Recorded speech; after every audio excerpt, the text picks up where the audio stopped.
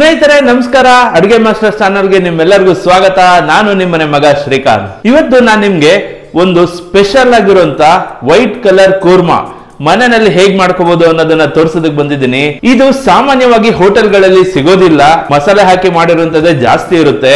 ಮದುವೆ ಮನೆಗಳಲ್ಲಿ ಹೇಳಿದ್ರೆ ಮಾತ್ರ ಮಾಡ್ತಾರೆ ಈ ತರದ್ದು, ಇಲ್ಲಾಂದ್ರೆ ಅವರು ಕೂಡ ಮಾಡೋದಿಲ್ಲ. ಮತ್ತೆ ಈ ಕೂರ್ಮಾ ಜಾಸ್ತಿ ಮಸಾಲೆ ಇರೋದಿಲ್ಲ. ಚಿಕ್ಕ ವಯಸ್ಸಿನ ಮಕ್ಕಳಿಂದ ಹಿಡಿದು ವಯಸ್ಸಾದವ್ರವರ್ಗುನು ಆರಾಮಾಗಿ ತಿನ್ಬೋದಾದಂತ ಕೂರ್ಮಾ ಇದು. ತಕ್ಷಣಕ್ಕೆ ಒಂದು ಕೂರ್ಮಾ ಬೇಕು ಅಂತಂದ್ರೆ ಇದನ್ನ ಆರಾಮಾಗಿ ಮಾಡ್ಕೋಬಹುದು. ಅಷ್ಟು ಸುಲಭ ಈ ಕೂರ್ಮಾ ಮಾಡೋದು. ಇವತ್ತು ನಾನು ನಿಮ್ಗೆ ತೋರಿಸ್ಕೊಡ್ತೀನಿ ಹೇಗ್ ಮಾಡೋದು ಅಂತ. ವೈಟ್ ಕಲರ್ ಕೂರ್ಮಾ ತುಂಬಾ ಚೆನ್ನಾಗಿರುತ್ತೆ, ತುಂಬಾ ಅದ್ಭುತವಾಗಿ ಬರುತ್ತೆ. ಮತ್ತೆ ಮಸಾಲೆ ಪದಾರ್ಥಗಳು ಯಾರು ಜಾಸ್ತಿ ಇಷ್ಟಪಡೋದಿಲ್ವಲ್ಲ ಅವರು ಕೂಡ ಇದನ್ನ ಆರಾಮಾಗಿ ತಿನ್ಬೋದು. ಯಾಕಂದ್ರೆ ತುಂಬಾ ಕಮ್ಮಿ ಮಸಾಲೆ ಹಾಕಿ ಮಾಡುವಂತ ಕೂರ್ಮಾ ಇದು. ಹೇಗ್ ಮಾಡೋದು ಬನ್ನಿ ನೋಡೋಣ. ಮೊದಲಿಗೆ ಒಂದು ಮಿಕ್ಸಿ ಜಾರ್ ತಗೊಂಡಿದ್ದೀನಿ. ಅದಕ್ಕೆ ಅರ್ಧ ಹೋಳು ತೆಂಗಿನಕಾಯಿ ತುರಿದಿದ್ದನ್ನ ಹಾಕೊಳ್ತಾ ಇದ್ದೀನಿ. ಜೊತೆಗೆ ಖಾರಕ್ಕೆ ಒಂದು 3 ಹಸಿಮೆಣಸಿನ್ಕಾಯಿ ಹಾಕೊಂಡಿದ್ದೀನಿ. ಮತ್ತೆ ಒಂದು 5-6 ಗೋಡಂಬಿ ಹಾಕೊಂಡಿದ್ದೀನಿ. ಒಂದು ಅರ್ಧ ಚಮಚ ಸೋಂಪು ಹಾಕೊಳ್ಳೋಣ. ಮಸಾಲೆಗೆ 1 ಇಂಚಷ್ಟು ಚಕ್ಕೆ, 2 ಏಲಕ್ಕಿ, ಒಂದು 4-5 ಲವಂಗ. ಇಷ್ಟೇ ಸಾಕು, ಜಾಸ್ತಿ ಮಸಾಲೆ ಹಾಕೋದು ಬೇಡ. ಮತ್ತೆ 1 ಸ್ಪೂನು ಗಸಗಸೆ ಹಾಕೊಳ್ತಾ ಇದ್ದೀನಿ. ಜೊತೆಗೆ 2 ಟೇಬಲ್ ಸ್ಪೂನ್ ಆಗೋಷ್ಟು ಕಡಲೆಪಪ್ಪು ಅದನ್ನು ಕೂಡ ಹಾಕೊಳ್ತಾ ಇದ್ದೀನಿ. ಇದಕ್ಕೆ ಇವಾಗ ನೀರು ಸೇರಿಸಿ ನುಣ್ಣಗೆ ರುಬ್ಕೊಂಡ್ಬಿಡೋಣ. ಸ್ನೇಹಿತರೆ, ಹಾಕಿದಂತ ಪದಾರ್ಥ ಎಲ್ಲ ನೀರು ಸೇರಿಸಿ ರುಬ್ಕೊಂಡು ಬಂದು ಸೈಡಲ್ಲಿ ಇಟ್ಕೊಂಡಿದ್ದೀನಿ. ಈಗ ಒಂದು ಬಾಣಲೆ ತಗೊಂಡಿದ್ದೀನಿ. ದೇವರನ್ನ ಸ್ಮರಿಸ್ತಾ ಒಲೆ ಹಚ್ಕೊಳ್ಳೋಣ. ಮೊದಲಿಗೆ ಒಂದು 4-5 ಸ್ಪೂನ್ ಆಗೋಷ್ಟು ಎಣ್ಣೆ ಹಾಕೊಳ್ಳೋಣ. ಎಣ್ಣೆ ಸ್ವಲ್ಪ ಕಾಯ್ಲಿ. ಈಗ ನಾವೇನ್ ಮಾಡ್ತಿದೀವಿ ಕೂರ್ಮಾ, ಇದಕ್ಕೆ ಜಾಸ್ತಿ ಮಸಾಲೆ ಇರೋಲ್ಲ. ಮಕ್ಕಳಿಂದ ಹಿಡಿದು ವಯಸ್ಕರವರೆಗೂ ಯಾರು ಬೇಕಾದ್ರೂ ತಿನ್ಬಹುದು. ಸುಮಾರು ಜನಕ್ಕೆ ಮಸಾಲೆ ಕೂಡ ಇಷ್ಟ ಇರೋಲ್ಲ. ಸೊ ಅಂತವ್ರು ಕೂಡ ಈ ಕೂರ್ಮಾನ ಈಸಿಯಾಗಿ ಮನೆಯಲ್ಲಿ ಮಾಡ್ಕೊಂಡು ತಿನ್ಬಹುದು. ಎಣ್ಣೆ ಕಾಯ್ತಾ ಇದೆ. ಇದಕ್ಕೆ 1 ಸ್ಪೂನ್ ಆಗೋಷ್ಟು ಸಾಸಿವೆ ಹಾಕೊಳ್ತಿದ್ದೀನಿ. ಸಾಸಿವೆ ಸ್ವಲ್ಪ ಸಿಡಿಲಿ. ಸಾಸಿವೆ ಸಿಡಿತಾ ಇದೆ. ಇದಕ್ಕೆ 1 ಸ್ಪೂನ್ ಆಗೋಷ್ಟು ಜೀರಿಗೆ ಹಾಕೊಂಡಿದ್ದೀನಿ.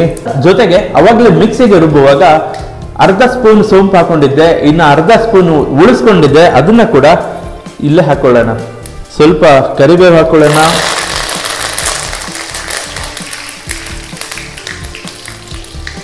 ಘಮಕ್ಕೆ ಸ್ವಲ್ಪ ಇಂಗು ಕೂಡ ಹಾಕೊಳ್ಳೋಣ. ಸ್ವಲ್ಪ ಕೂಡಿಸ್ಕೊಂಡ್ಬಿಡೋಣ ಚೆನ್ನಾಗಿ. 1 ಈರುಳ್ಳಿನ ಸಣ್ಣದಾಗಿ ಹಚ್ಕೊಂಡಿದ್ದೀನಿ, ಅದನ್ನ ಇಲ್ಲೇ ಸೇರಿಸ್ಕೊಳ್ಳೋಣ. ಈರುಳ್ಳಿ ಚೆನ್ನಾಗಿ ಫ್ರೈ ಆಗಲಿ. ಇದಕ್ಕೆ ಅರಿಶಿನ ಕೂಡ ಹಾಕೋಷ್ಟಿಲ್ಲ, ಯಾಕಂದ್ರೆ ಅರಿಶಿನ ಹಾಕ್ಬಿಟ್ರೆ ಸ್ವಲ್ಪ ಯೆಲ್ಲೋ ಕಲರ್ ಬಂದ್ಬಿಡುತ್ತೆ. ಸೊ ನಾವು ಮಾಡ್ತಿರೋದು ವೈಟ್ ಕೂರ್ಮಾ ಅಲ್ವಾ, ಸೊ ವೈಟ್ ಆಗೇ ಇರಬೇಕದು. ಹಾಗಾಗಿ ಅರಿಶಿನ ಕೂಡ ಇಲ್ಲಿ ಹಾಕೊಳ್ತಾ ಇಲ್ಲ. ಈರುಳ್ಳಿ ಚೆನ್ನಾಗಿ ಫ್ರೈ ಆಗಿದೆ. ನಾನು 1 ಇಂಚು ಶುಂಠಿನ ತುರ್ಕೊಂಡಿದ್ದೀನಿ, ಅದನ್ನ ಇಲ್ಲೇ ಹಾಕೊಳ್ತಾ ಇದ್ದೀನಿ. ನಿಮಗೆ ಬೇಕಾದ್ರೆ ಇದೇ ಸಮಯದಲ್ಲಿ ಬೆಳ್ಳುಳ್ಳಿ ಕೂಡ ಜಜ್ಜಿಬಿಟ್ಟಾದ್ರೂ ಹಾಕೋಬಹುದು, ಇಲ್ಲ ಅಂದ್ರೆ ಶುಂಠಿ ಬೆಳ್ಳುಳ್ಳಿ ಪೇಸ್ಟ್ ಕೂಡ ಹಾಕೋಬಹುದು. ನಾನು ಬೆಳ್ಳುಳ್ಳಿ ಬಳಸ್ತಾ ಇಲ್ಲ, ಬರೀ ಶುಂಠಿ ಮಾತ್ರ ಹಾಕೊಳ್ತಾ ಇದ್ದೀನಿ. ಇದಕ್ಕೆ ಈಗ 1 ಕ್ಯಾಪ್ಸಿಕಮ್ ಹಚ್ಕೊಂಡಿದ್ದೆ, ಅದನ್ನ ಕೂಡ ಇಲ್ಲೇ ಹಾಕೊಳ್ತಾ ಇದ್ದೀನಿ. ಕ್ಯಾಪ್ಸಿಕಮ್ನು ಸ್ವಲ್ಪ ಚೆನ್ನಾಗಿ ಬಾಡಿಸ್ಕೊಳ್ಳೋಣ. ಕ್ಯಾಪ್ಸಿಕಮ್ ಕೂಡ ಚೆನ್ನಾಗಿ ಫ್ರೈ ಆಗಿದೆ. ಇದಕ್ಕೆ 1 ನಾಟಿ ಟೊಮೆಟೊನ ಸಣ್ಣದಾಗಿ ಹಚ್ಕೊಂಡಿದ್ದೆ, ಅದನ್ನ ಇಲ್ಲೇ ಸೇರಿಸ್ಕೊಳ್ಳೋಣ. ನಾಟಿ ಟೊಮೆಟೊ ಏನಕ್ಕೆ ತಗೊಂಡಿದ್ದು ಅಂದ್ರೆ ಇದರಲ್ಲಿ ಹುಳಿ ಅಂಶ ಇರುತ್ತೆ. ಹಾಗಾಗಿ ಮತ್ತೆ ಹುಣಸೆ ಹಣ್ಣು ಅಥವಾ ನಿಂಬೆ ಹಣ್ಣು ಅವಾಯ್ಡ್ ಮಾಡ್ಬೋದು. ಹಾಗಾಗಿ 1 ನಾಟಿ ಟೊಮೆಟೊ ತಗೊಂಡಿದ್ದೀನಿ. ಸ್ನೇಹಿತರೆ, ಈರುಳ್ಳಿ, ಕ್ಯಾಪ್ಸಿಕಮ್, ಟೊಮೆಟೊ ಎಲ್ಲ ಚೆನ್ನಾಗಿ ಫ್ರೈ ಆಗಿದೆ. ಒಲೆ ಸ್ವಲ್ಪ ಸಣ್ಣ ಮಾಡೋಣ. ಈಗ ನಾವು ರುಬ್ಕೊಂಡ್ಬಂದಿದ್ವಲ್ಲ ಪೇಸ್ಟ್ ಅವಾಗಲೇ, ಅದನ್ನ ಇದಕ್ಕೆ ಸೇರಿಸ್ಕೊಳ್ಳೋಣ. ಸ್ವಲ್ಪ ನೀರು ಹಾಕೊಂಡು ಚೆನ್ನಾಗಿ ಅಲ್ಲಾಡಿಸಿ ಆ ನೀರನ್ನು ಕೂಡ ಇಲ್ಲೇ ಸೇರಿಸ್ಕೊಳ್ಳೋಣ. ಮಸಾಲೆ ಪದಾರ್ಥ ತುಂಬಾ ಇರುತ್ತೆ, ಅದರಲ್ಲಿ ವೇಸ್ಟ್ ಮಾಡೋದು ಬೇಡ. ಈಗ ಇದನ್ನ ಒಂದು 2 ನಿಮಿಷ ಚೆನ್ನಾಗಿ ಹೈ ಫ್ಲೇಮಲ್ಲಿ ಕುದಿಸ್ಕೊಳ್ಳೋಣ. ಯಾಕೆಂದ್ರೆ ಇದಕ್ಕೆ ನಾವು ಹಸಿ ಪದಾರ್ಥಗಳು ಹಾಕಿರೋದ್ರಿಂದ ಅದು ಸ್ವಲ್ಪ ಫ್ರೈ ಮಾಡಿಕೊಂಡ್ರೆ ಟೇಸ್ಟ್ ಚೆನ್ನಾಗಿ ಬರುತ್ತೆ. ಚೆನ್ನಾಗಿ ಇದನ್ನು ಕೂಡಿಸ್ಕೊಂಡು ಒಂದು ಕುದಿ ಬರೋವರೆಗೂ ಅದನ್ನು ಬೇಯಿಸ್ಕೊಳ್ಳೋಣ ನಾವು. ನೋಡಿ ಈಗ ಕುದಿ ಬರ್ತಾ ಇದೆ. ಇದಕ್ಕೆ ನಾನು 1 ಕ್ಯಾರೆಟು, ಒಂದು 7-8 ಬೀನ್ಸು ಮತ್ತು 1 ಆಲೂಗಡ್ಡೆ, 1 ಹಿಡಿ ಬಟಾಣಿನ ಕುಕ್ಕರಲ್ಲಿ 1 ವಿಸಿಲ್ ಕೂಗಿಸ್ಕೊಂಡಿದ್ದೆ. ಅದರ ನೀರು ಕೂಡ ಇಲ್ಲೇ ಇದೆ. ಇದನ್ನ ಇದಕ್ಕೆ ಸೇರಿಸ್ಕೊಂಡು ಬಿಡೋಣ. ಅದು ತರಕಾರಿ ಬೆಂದಿರೋ ನೀರಾಗಿರೋದ್ರಿಂದ ಅದನ್ನು ಹಾಕೊಂಡ್ರೆ ತುಂಬ ಚೆನ್ನಾಗಿರುತ್ತೆ. ಇದನ್ನ ಒಂದ್ಸಲ ಮಿಕ್ಸ್ ಮಾಡೋಣ. ನೋಡಿ ಆಗಲೇ ವೈಟ್ ಕೂರ್ಮ ರೆಡಿಯಾಗಿದೆ. ನೋಡೋಕ್ಕೆ ಸಕ್ಕತ್ತಾಗಿ ಕಾಣಿಸ್ತಾ ಇದೆ. ಕನ್ಸಿಸ್ಟೆನ್ಸಿ ನೋಡಿಕೊಂಡು ನೀರು ಎಷ್ಟು ಬೇಕೋ ಹಾಕ್ಕೊಳ್ಳಿ. ನಾನು ಒಂದು ಸ್ವಲ್ಪ ಹಾಕ್ಕೊಳ್ತಾ ಇದ್ದೀನಿ, ಒಂದು ಅರ್ಧ-ಮುಕ್ಕಾಲು ಕಪ್ ಆಗೋಷ್ಟು, ಜಾಸ್ತಿ ಬೇಡ. ಅದು ಕುದ್ರೆ ಗಟ್ಟಿ ಆಗುತ್ತೆ ಆಮೇಲೆ. ಸೊ ಹಾಗಾಗಿ ತುಂಬ ನೀರು ಕೂಡ ಮಾಡ್ಕೊಳಕ್ಕೆ ಹೋಗಬೇಡಿ ಸ್ನೇಹಿತರೆ. ಮಾಡುವಾಗ ನೀರು ಜಾಸ್ತಿ ಐತೆ ಅಂತ ಟೆನ್ಷನ್ ಮಾಡ್ಕೋಬೇಡಿ. ನಾವು ಒಲೆ ಆಫ್ ಮಾಡಿ ಸ್ವಲ್ಪ ತಣ್ಣಗಾಗೋಕೆ ಬಿಟ್ಟರೆ ಕೂರ್ಮ ಗಟ್ಟಿ ಆಗುತ್ತೆ. ಇಲ್ಲ ತುಂಬ ನೀರಿದೆ ಅಂತ ಅನ್ಸಿದ್ರೆ ನಿಮಗೆ 1 ಸ್ಪೂನ್ ಅಷ್ಟು ಕಡಲೆ ಹಿಟ್ಟು ತಗೊಳ್ಳಿ, ಒಂದು 2-3 ಚಮಚ ಆಗೋಷ್ಟು ನೀರು ಹಾಕಿ ಅದನ್ನ ಪೇಸ್ಟ್ ತರ ಮಾಡ್ಕೊಂಡು ಅದನ್ನ ಕೂರ್ಮಾಗೆ ಹಾಕಿ, ಅವಾಗ ಕೂರ್ಮ ಗಟ್ಟಿ ಆಗುತ್ತೆ. ನಾನು ತರಕಾರಿಗೆ ಯಾವುದೇ ರೀತಿ ಉಪ್ಪು ಹಾಕದರೆ ಬೇಯಿಸಿದ್ದೆ. ಸೊ ಇಲ್ಲಿ ರುಚಿಗೆ ತಕ್ಕಷ್ಟು ಉಪ್ಪನ್ನ ಆ್ಯಡ್ ಮಾಡ್ಕೊಳ್ತಾ ಇದ್ದೀನಿ.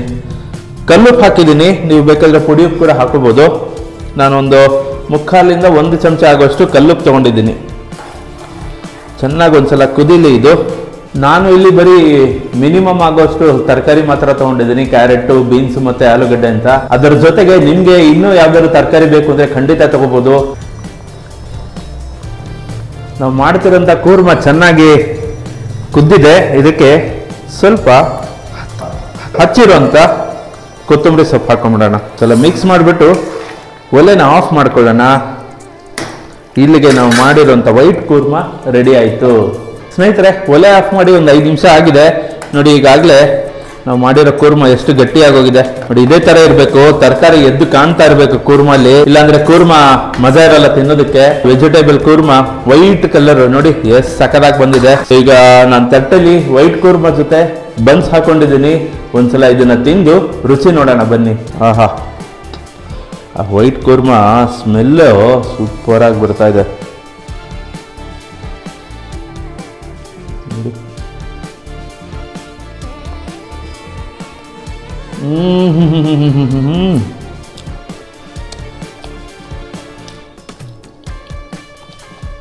ತುಂಬ ಅದ್ಭುತವಾಗಿದೆ.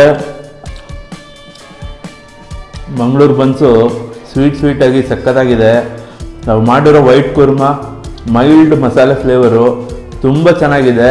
ಜಾಸ್ತಿ ಮಸಾಲೆ ಹಾಕಿಲ್ವಲ್ಲ, ತುಂಬ ಮೈಲ್ಡ್ ಆಗಿ ತುಂಬ ಚೆನ್ನಾಗಿ ಬಂದಿದೆ. ನೀವು ಒಂದ್ಸಲ ಮನೆಯಲ್ಲಿ ಟ್ರೈ ಮಾಡಿ ಹೇಗೆ ಬರುತ್ತೆ ಅಂತ ನಂಗೆ ಕಮೆಂಟ್ ಅಲ್ಲಿ ತಿಳಿಸಿ. ಸ್ನೇಹಿತರೆ, ನೋಡಿದ್ರಲ್ಲ ವೈಟ್ ಕೂರ್ಮ ಮಾಡಿರೋ ವಿಡಿಯೋ. ಐ ಹೋಪ್ ಈ ವಿಡಿಯೋ ನಿಮ್ಗೆ ಇಷ್ಟ ಆಗಿದೆ ಅಂತ ಅನ್ಕೋತೀನಿ.